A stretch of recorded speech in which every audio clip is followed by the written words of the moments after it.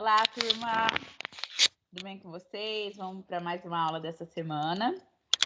Então, semana passada, o que nós estamos estudando, né? Desde a semana passada. Nós estamos, através de métodos numéricos, nós estamos estudando, através de métodos numéricos, encontro de raiz de alguma equação, tá? De uma equação. Na aula da semana passada, nós falamos sobre o método da bissecção, né? O método da bisseção, onde nós usávamos o ponto médio do intervalo para encontrar a raiz da função. E a gente ia fazendo esse método várias vezes, que a gente aprendeu aqui na disciplina, que nós chamamos de iteração, que é repetição do método, até a gente chegar numa raiz aproximada de acordo com uma tolerância que é dada, tá? Pode acontecer da gente conseguir uma raiz exata, mas os métodos numéricos, como a gente já falou no início do cálculo numérico, que são valores aproximados, porque tem vários outros fatores que influenciam que a gente não consegue ter uma solução exata, tá? Então, o método passado foi o método da bisseção, da aula passada foi o método da bisseção, e hoje a gente vai trabalhar, e nessa semana nós vamos trabalhar mais um método, que é o método da posição falsa. Espera aí um pouquinho. Amor, tá fazendo barulho você lavando a louça. Então, vamos lá. Na aula anterior, trabalhamos com o método da bisseção para encontrar a raiz aproximada de uma equação não linear. Neste método, trabalhávamos sempre com o ponto médio de cada intervalo, que ali sabíamos que havia uma raiz da função solicitada, o que levava a uma convergência muito lenta. Então, a gente estava pegando o ponto médio daquele intervalo, aí eu via, aí a gente olhava se ali tinha uma raiz, que aí a gente ia considerar as imagens, uma tem que ser positiva, outra negativa, e assim a gente até encontrar a solução mais aproximada. Então, a gente estava fazendo isso e é um método um pouco que leva uma convergência um pouco mais lenta. Então, podemos pensar em acelerar esse método da bisseção, selecionando um ponto que esteja mais próximo da raiz. Então, se o método da bisseção é lento, que outro ponto que a gente ia escolher sem ser o ponto médio? Né? Quem seria esse ponto e como obter esse ponto? Quem seria esse ponto? Então, aqui eu tenho a minha função, tá? Meu intervalo de A até B, e aqui está a minha raiz, certo? A raiz é o ponto onde o gráfico vai tocar no eixo X, tá certo? Então, aqui está a minha raiz e o meu intervalo vai de A até B. Então, qual o ponto que seria mais próximo? Como a gente estava fazendo pelo método da bisseção, a gente pegava A e B, o ponto médio, daria mais ou menos aqui, certo? Aí depois a gente faria de novo, né?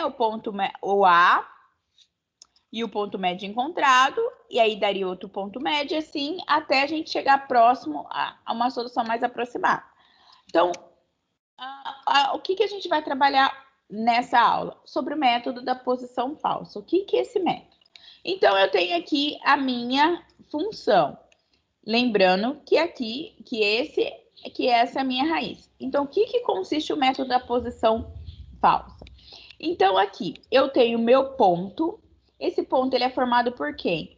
Quando x vale b, o y é a imagem de b, então, eu tenho esse ponto. Quando x vale a, e aqui eu tenho a imagem de a.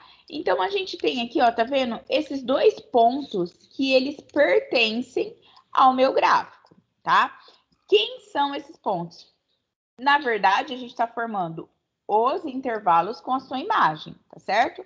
O meu intervalo, meu extremo B e a sua imagem, e o meu extremo A e a sua imagem. Então, eu tenho esses dois pontos que pertencem à minha função. Quando a gente, por dois pontos, a gente tem uma reta, né? Então, quando a gente une esses dois pontos, a gente tem uma equação de reta, nós temos uma reta. E essa reta, olha, gente, passando no eixo X, ela está muito próximo à raiz da minha função, tá? Então, o que consiste o método da posição falsa?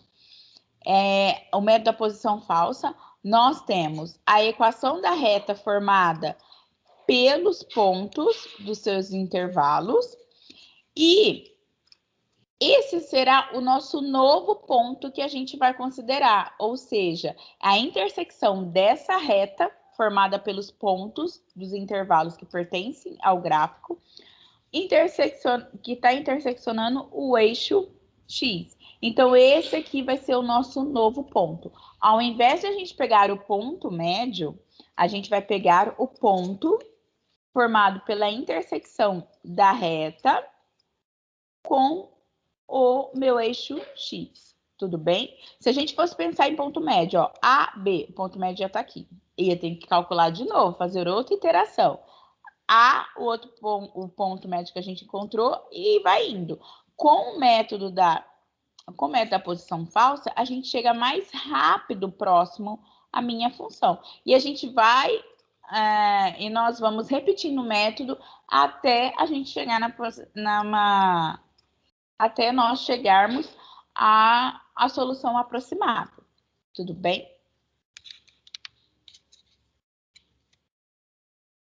Vamos lá. Então, como a gente precisa da equação da reta que passa pelos dois pontos, não é isso? Pelos dois pontos do intervalo, a gente precisa dessa equação da reta. Vocês aprenderam... agora que apareceu, né? Vocês aprenderam, tanto em geometria, lá em geometria analítica, como é que se calcula a equação de uma reta, certo?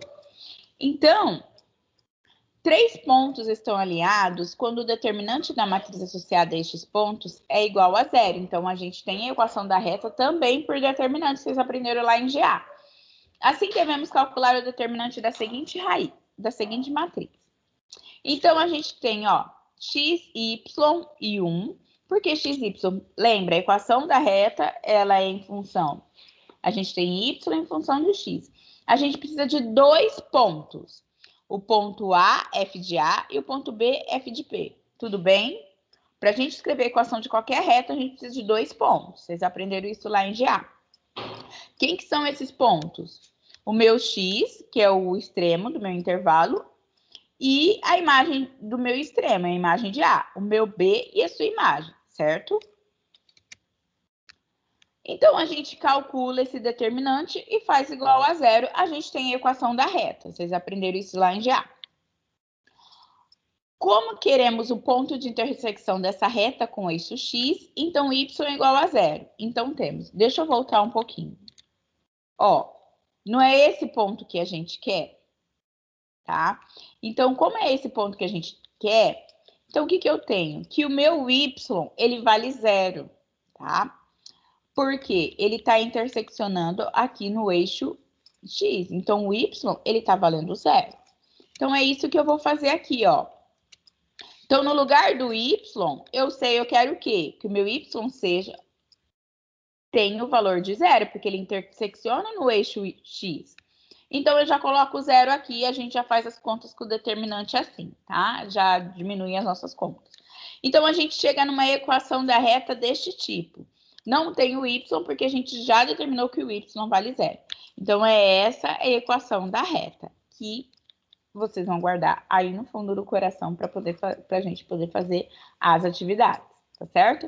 Então, x é igual a f de A menos b f de A, f de B menos f de A. Então, lá no método da abscissão, para calcular esse x, nós encontrávamos o ponto médio do intervalo.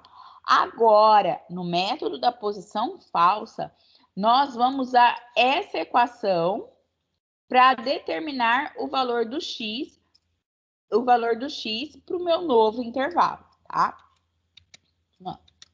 Então, o método da posição falsa, o método da falsa posição,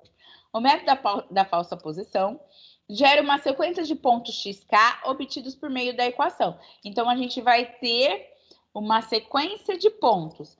Se eu calculei a imagem daquele ponto, não deu ainda dentro da tolerância, ou a gente não chegou, que não encontramos a solução exata, a gente vai ter que fazer uma nova iteração. tá? Então, o método da posição falsa, ele vai me dar uma sequência de pontos XK obtidos pela equação. É essa equação aqui que a gente vai utilizar para obter o ponto. Na bisseção era o ponto médio, e aqui a gente vai obter com essa equação. Esse ponto, ele chega mais próximo à raiz se comparado ao método da bisseção. Convergência. Do mesmo modo que a gente precisava ver se tinha uma raiz entre aquele intervalo de A e B lá na bisseção, aqui a gente também vai precisar verificar isso, tá? Sobre quais condições essa sequência converge? O teorema nos ajuda com essa resposta. De novo, f de A vezes f de B menor do que zero.